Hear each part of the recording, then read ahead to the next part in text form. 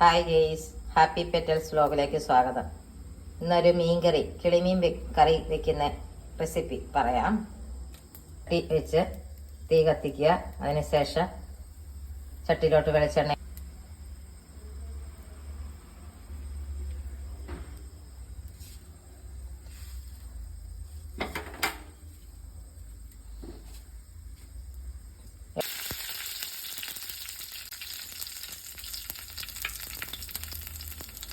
ഇഞ്ചിയിട്ട്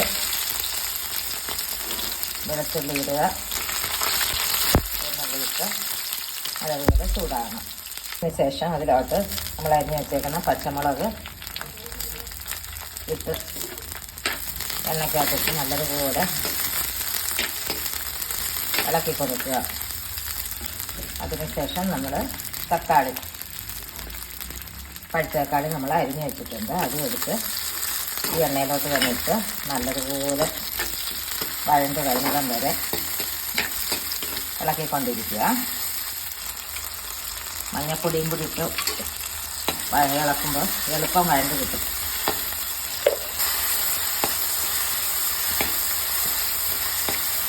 വഴണ്ടെങ്കിൽ നമുക്ക് കറി വയ്ക്കുമ്പോൾ നമുക്കിത് മുളക് പൊടിയും മല്ലിപ്പൊടിയും കുരുമുളക് പൊടിയും പിന്നെ നമ്മൾ അരച്ച് ചേർക്കുന്ന കറിയല്ലേ, നല്ല വഴറ്റി നല്ല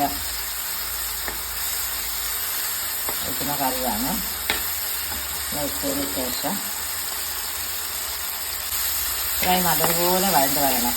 നല്ലതുപോലെ ഇങ്ങനെ വഴണ്ട് വന്നതിന് ശേഷം അതിനകത്തോട്ട് നമ്മൾ ആദ്യം ഒരു സ്പൂൺ മുളക് പൊടി ഇടുക.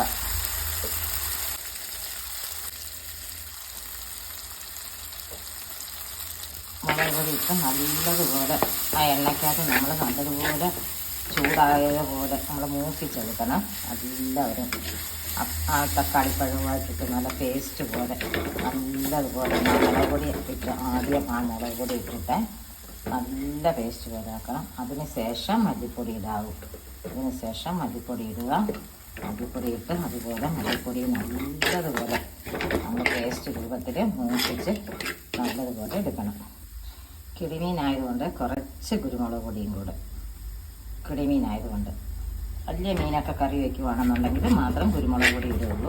അല്ലാത്ത മീൻ കറിക്കൊന്നും കുരുമുളക് പൊടിയുടെ ആവശ്യമില്ല. ഇതിപ്പോൾ കിളിമീൻ നമ്മൾ ഇച്ചിരി കുരുമുളക് പൊടി ഇടും.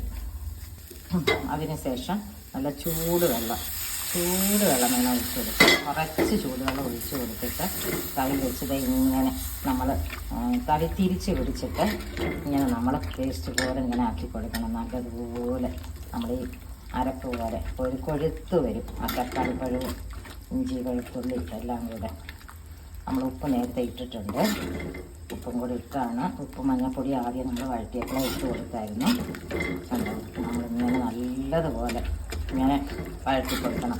വഴറ്റി കൊടുക്കുമ്പോൾ നല്ല കുഴമ്പ് പോലെ നല്ല തിക്കായിട്ട് കിട്ടും. കണ്ടോ കിട്ടിയേക്കുന്നത് നല്ല തിക്കായിട്ട് ഈ പരുവം വരണം. ഈ തിക്കായിട്ടുള്ള പരുവം നമ്മൾ ചൂടുവെള്ളമാണ് ഒഴിച്ച് കൊടുത്തത്. ചൂടുവെള്ളം ഒഴിച്ച് കൊടുക്കുമ്പോൾ ഇങ്ങനെ തിക്കായിട്ട് ഇങ്ങനെ മീൻകറി അല്ല നമ്മൾ ഈ മിക്സിയിലൊക്കെ അരച്ചെടുക്കുമല്ലോ മുളക് പൊടി മല്ലിപ്പൊടി, അതേ രീതിയിലാണ് വരുന്നത്.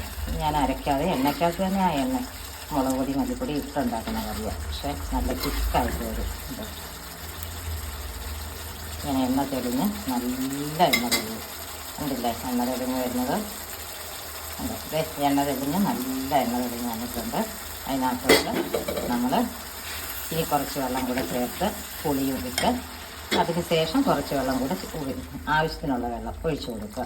നമുക്ക് എത്ര കറിയുടെ ചാറ് വേണോ അതനുസരിച്ച് കുറച്ച്, നല്ല പുളിമീനായതുകൊണ്ട് കുറച്ച് വെള്ളമേ വയ്ക്കുന്നുള്ളൂ.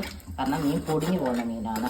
അപ്പോൾ നമ്മൾ കുറച്ച് വെള്ളം കൂടി ഇട്ട് അത് നല്ലതുപോലെ തിളയ്ക്കണം. തിളച്ച് വരുമ്പോൾ കഴുകി വെച്ചേക്കുന്ന മീനെടുത്തിടും. പുളിയും കൂടി ഇട്ട് തിളയ്ക്കണം. നല്ലതുപോലെ നമ്മൾ കുടംപുളി ഇട്ട് വയ്ക്കുന്ന മീൻ കറി അത് നല്ലതുപോലെ മീനിനകത്ത് ഉപ്പും പൊടിയും പിടിച്ച് ആ കറി തിളയ്ക്കുമ്പോൾ മീനിട്ടാൽ മതി.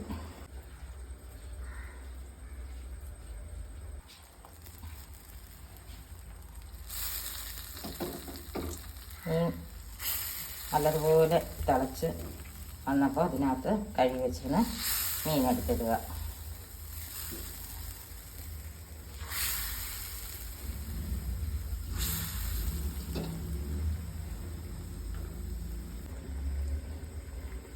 കറിവേപ്പില ഇട്ട് അടച്ച് തിളച്ച് വറ്റി കുറുകുമ്പോൾ നിർത്തി വാങ്ങി വയ്ക്കുക.